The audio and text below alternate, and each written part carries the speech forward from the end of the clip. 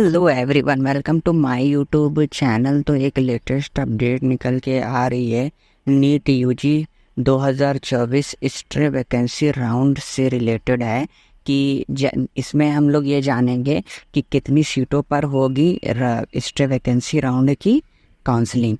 तो फटाफट से चैनल को सब्सक्राइब कीजिए, बेल आइकन ऑन करिए और भी लेटेस्ट अपडेट के लिए। तो चलिए वीडियो को शुरू करते हैं। तो सबसे पहले चीज़, आपका जो स्ट्रे वैकेंसी राउंड की काउंसलिंग है वो स्टार्ट होगी 22 तारीख से। रजिस्ट्रेशन स्टार्ट हो जाएगा, 22 से 25 तक रजिस्ट्रेशन होगा। फिर 23 से 26 तक आपका चॉइस फिलिंग और चॉइस लॉकिंग की प्रोसेस होगी। फिर उसके बाद 29 अक्टूबर तक आपका जो है सीट अलॉटमेंट का प्रोसेसिंग चलेगा। देन उसके बाद रिजल्ट आएगा। उसके बाद आप जो है रिपोर्टिंग करके अपना जो कॉलेज आपको अलॉट होगा आप वहाँ पे विजिट करके और एडमिशन ले लेंगे। ये तो प्रोसेस हो गया, लेकिन हमें प्रोसेस पे बात नहीं करना। देखिए, स्ट्रे वैकेंसी राउंड और इसके बाद एक राउंड और होता है जब बहुत सारी सीटें बच जाती हैं प्राइवेट और गवर्नमेंट कॉलेज मिला करके। और मोस्ट ऑफ ऑल अभी तक जो देखा गया है नीट में काउंसलिंग में कि गवर्नमेंट सीट तो नहीं बचती लेकिन प्राइवेट कॉलेज की सीटें बच जाती हैं। तो उस पे मॉप अप राउंड की काउंसलिंग भी कभी कभी कंडक्ट करवाई जाती है। जैसे पिछली बार भी हुई थी, उससे पहले भी इस साल हुई थी मॉप अप राउंड की काउंसलिंग। क्यों? क्योंकि प्राइवेट सीटें बहुत बच गई थी एमबीबीएस और बीडीएस की। तो अब जैसे स्ट्रे वैकेंसी राउंड आया, तो स्ट्रे वैकेंसी राउंड में क्या होता है, जैसे नीट यूजी 2024 की काउंसलिंग राउंड फर्स्ट स्टार्ट हुई। तो राउंड फर्स्ट में हर कैंडिडेट की निगाह होती है सबसे पहले जो भी गवर्नमेंट बेस्ट गवर्नमेंट कॉलेजेस हैं ऑल ओवर इंडिया में, ऑल इंडिया कोटा 15%, ठीक है।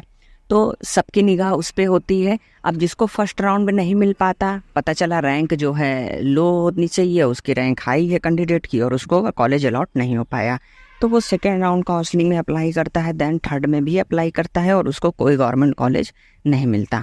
तो बहुत से कैंडिडेट क्या होते हैं कि वहीं से ड्रॉप ले लेते हैं, गिव अप कर लेते हैं। लेकिन बहुत से कैंडिडेट के पेरेंट्स का ये भी सोचना होता है कि अगर हम ड्रॉप करेंगे तो 1 साल और लॉस होगा। इससे बेहतर है कि स्ट्रे वैकेंसी राउंड में कोई भी कॉलेज अगर हमें मिल रहा है, सीट अलॉट हो रही है, तो वहाँ पे शांतिपूर्वक हम एडमिशन ले लेंगे। बात समझ रहे हैं? और इसी को लेकर के स्ट्रे वैकेंसी राउंड की काउंसलिंग जो है कंडक्ट करवाई जाती है। तो बेसिकली स्ट्रे वैकेंसी राउंड की काउंसलिंग जो है बची हुई हर कॉलेज से जितनी भी सीटें होंगी एमबीबीएस की, चाहे 1 सीट हो चाहे 2 सीट हो, ऑल ओवर स्टेट पूरे इंडिया में, तो उस पे आपकी स्ट्रे वैकेंसी राउंड की काउंसलिंग कंडक्ट करवाई जाएगी। अब बात कर लेते हैं कितनी सीटों पर होगी काउंसलिंग स्ट्रे वैकेंसी राउंड की।